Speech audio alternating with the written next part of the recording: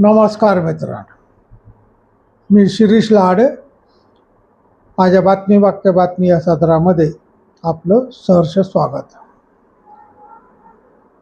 देशाच्या 5 राज्यांच्या निवडणुका झाल्या, त्याच्याबरोबर महाराष्ट्रातल्या 2 पोटनिवडणुकासुद्धा आपल्याला पाहिलेल्या आहेत. एक बारामती आणि दुसरी अहिल्यानगरमधल्या राहुरी तालुक्याची निवडणूक.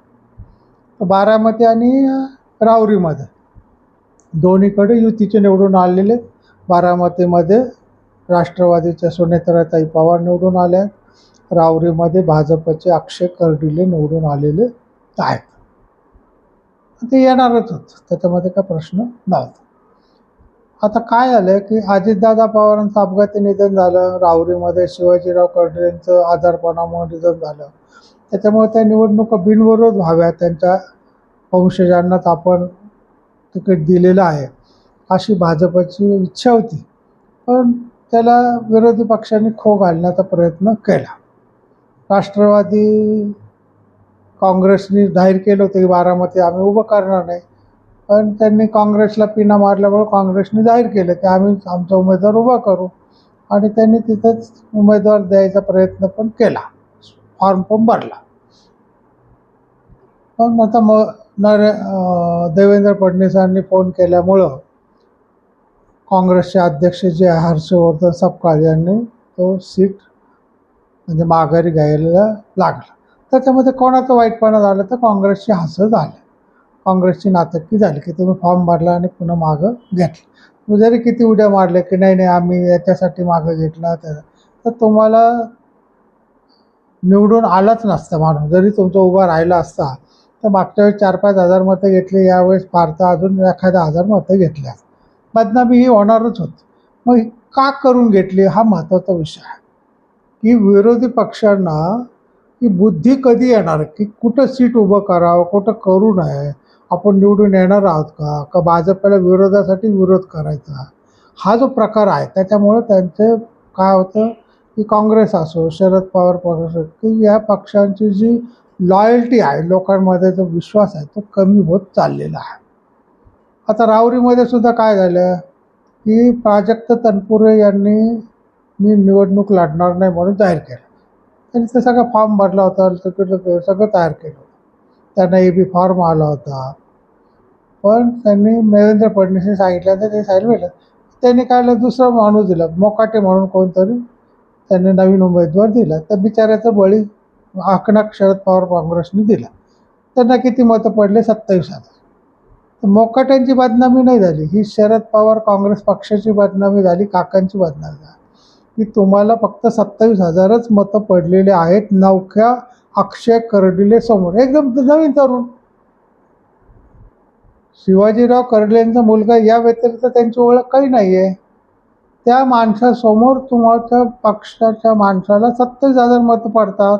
मग याचं बदनामी कोणाची झाली तर शरद पवार काँग्रेसची बदनामी झालेली आहे की तुमचं ताकद कमी झालेली आहे, हे जनतेने तुम्हाला दाखवून दिलेलं आहे.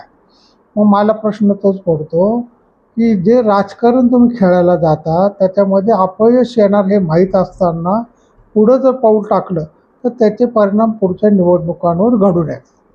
आता सुनेत्र पवार कोणत्यापैकी निवडून येणार हे माहीत होतं, तरी त्यांच्या विरोधात 55 लोकांनी अर्ज भरले. त्याच्या आधी कधी भरले गेले का? अजितदादा पवार इतक्या वेळा उभे राहिले, त्यांच्या विरोधात किती लोक उभे राहत होते?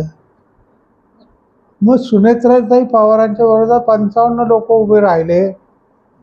त्याच्यानंतर काही लोकांनी माघार घेतली आणि 26 उमेदवारांनी माघार घेतली नाही. मग याच्या मागं काय राजकारण? त्यांना उभं करणारे कोण होतं? त्यांचं डिपॉझिट भरणारं कोण होतं? एकाही माणसाचं डिपॉझिट वाचलं नाही बारामतीमध्ये. मग जो 2 नंबरचा उमेदवार त्याला 395 मतं. मग हे त्या लोकांना माहीत नाही का आपण निवडून येणार नाही, आणि एवढ्या मोठ्या प्रमाणामध्ये त्यांच्या विरोधात उभं राहणारे जे कारस्थान रचलं गेलं की गडबड होईल. एवढ्या 27 लोकांच्या यादीमध्ये सुनेत्रांचं नाव शोधायला पब्लिकला त्रास होईल. हा जो घाणेरडं राजकारण खेळलं गेलं त्याच्यामागं कोण आहे हे मी काय सांगायची गरज नाही. त्याच्यामुळे काय होतं, लोकांच्या मनातून तुम्ही उतरता. लोकांना समजत नाही असं नाही, सामान्य माणूस बोलत नाही. त्यांच्या लक्षात येतं की एक विधवा बाई उभी राहिलेली आहे, तिचा नवरा अपघातात गेलेला आहे आणि त्याच्या विरोधामध्ये किरकोळ टिंपट लोक उभी करतात आहे. त्याच्यामुळे लोकांना ठराविक जे राजकारण करणार कोणी केलं सगळं समजतं आणि त्यांच्याबद्दलच्या मनामध्ये राग निर्माण होतो. रावरीमध्ये सुद्धा काहीच गरज नव्हती. म्हणजे प्राजक्त तनपुरे नाही म्हटल्यानंतर पक्षाने मोठेपणा दाखवायला पाहिजे होतं की ठीक आहे, कर्डिले साहेब वारले त्याच्यामुळे त्यांच्या जागी आम्ही कोणाला उभं करणार नाही, बिनविरोध निवडणूक होऊ द्या, तर त्याच्यामध्ये मोठेपणा दिसलाच. पण शरद पवार काँग्रेसने काय केलं, मोकाटेने संधी दिली. बिचारे मोकाटे हाकनाक बळी गेले, त्यांचा पैसा गेला, वेळ गेला, निवडणूक नाव खराब झालं की किती मतं पडले ते 70,000. हा जो प्रकार राजकारणाचा आहे हा निंदनीय आहे. त्याच्यामध्ये भाजपचं विश्वास वाढला, काँग्रेस राष्ट्रवादीबद्दलचा विश्वास लोकांच्या मनातून कमी झाला. याचे परिणाम पुढच्या निवडणुकीवर होतात. विधान परिषदेमध्ये सुद्धा काय झालेलं आहे की बिनविरोध यावं म्हणून राजकारण करण्याचा प्रयत्न झाला. केवळ देवेंद्र फडणवीस समजूतदार आहेत म्हणून त्यांनी या निवडणुका बिनविरोध होऊ दिल्या. त्यांनी जर एखादा जादा उमेदवार उभा केला असता तर उद्धवसेना ठाकरेंचे जे उमेदवार होतात त्याला कदाचित मोठ्या संकटाला तोंड द्यावं लागलं असतं. पण देवेंद्र फडणवीस सांगितलं की ठीक आहे, म्हणजे प्रत्येक वेळेस राजकारण करण्याची काही गरज नसते, एक आमदार तुमचा निवडून आल्यामुळं आम्हाला काही फरक पडत नाही. पण त्यांनी मोठेपणा दाखवला आणि बिनविरोध निवडणूक झाली. पण प्रत्येक वेळेस जे राजकारण घाणेरडं खेळलं जातं त्यांनी महाराष्ट्रामधलं वातावरण खराब होतं. चांगलंपणा जो परंपरा आहे किंवा अचानक माणूस कोणी एक्सपायर झाला तर त्याच्या जागी त्याच्या घरातल्यांना जर तिकीट दिलं तर बाकीच्यांना उभं करू नये. हा, ते लोक वाईट असते, अक्षय कर्डिले वाईट आहे का सुनेत्राताई पवार तर चांगलं नाही आहे, मग तुम्ही उभे करा. पण दोघं बिचारे सज्जन असताना सुद्धा तुम्ही जर त्यांच्या विरोधात उमेदवार उभं करायला लागले तर लोक तुम्हाला हसतात. हा विषय विरोधी पक्षाने समजून घेणं गरजेचं आहे. मी मला भाजपने नाही का उभं केलं, अमुक नाही का केलं, तर त्यांनी समजून उमजून केलं, सांगून केलं, राजकारण केलं नाही.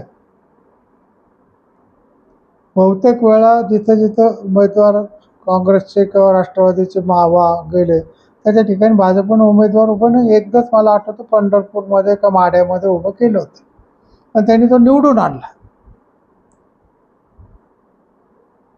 कारण निवडून येण्याची त्यांची ताकद होती म्हणून त्यांनी उभं केला. इथं तुमची निवडून येण्याची ताकद नसताना तुम्ही उभं करता आणि तुमचे माणसं पडतात, त्याच्यामुळे तुमची बदनामी होते. एवढंच मला समजून सांगायचं आहे. तुम्हाला काय वाटतं, महाराष्ट्राचं राजकारण चाललं ते असं व्यवस्थित चाललं आहे का त्याच्यामध्ये घाणेरडे प्रकार वाढायला लागलेत, अपरिपक्व राजकारणी यायला लागलेत? हे तुमचं मत तुम्ही अवश्य मांडा. आज माझ्या या यूट्यूब चॅनलला सबस्क्राईब करा, लाईक करा, शेअर करा. रामकृष्ण.